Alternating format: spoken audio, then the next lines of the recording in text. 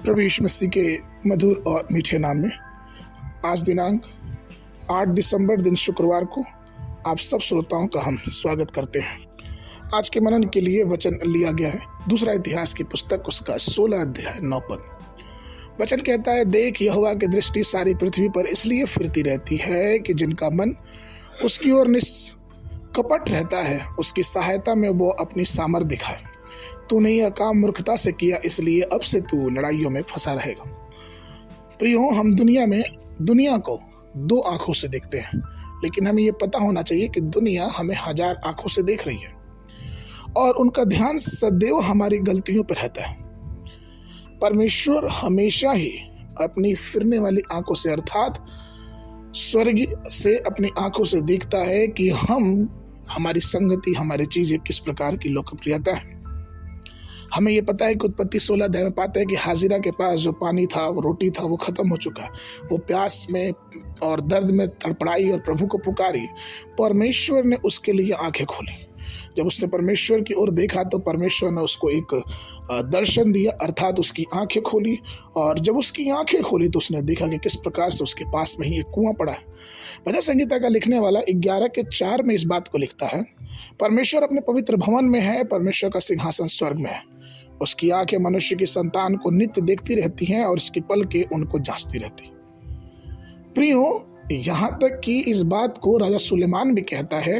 पहला राजा उसके 8:29 में जब उसने मंदिर बनाया तो उसने कहा कि तेरी आंखें इस भवन पे अर्थात इसी स्थान की ओर जिसके विषय में तूने कहा है कि मेरा नाम वहाँ रहेगा, रात दिन खुले रहे, और जो प्रार्थना तेरा दास इस स्थान से करे उसको तू सुना कर।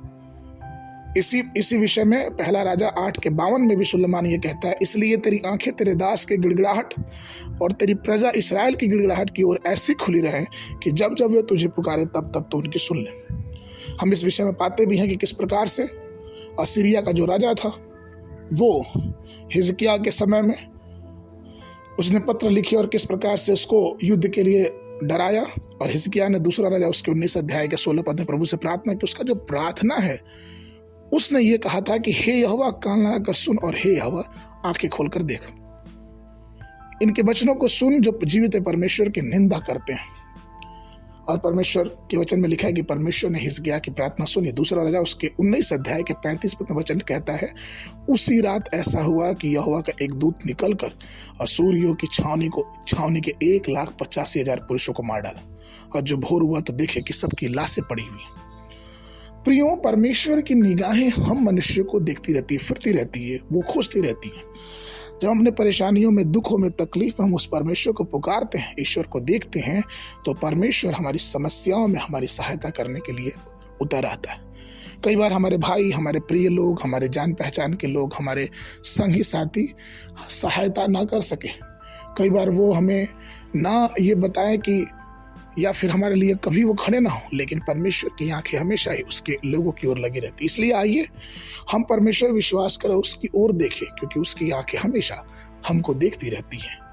आज के वचन के लिए पहला सामुएल की पुस्तक उसका पहला अध्याय 27 पद। यह वही बालक है जिसके लिए मैंने प्रार्थना की थी और यहोवा ने मुझे मुंह मांगा वर दिया है। बाइबल अध्ययन के लिए सुबह के समय दानियल की पुस्तक उसका 8, 9, 10 अध्याय, शाम के समय तीसरा यूहन्ना उसका पहला अध्याय। परमेश्वर आप सबको आशीष देवे।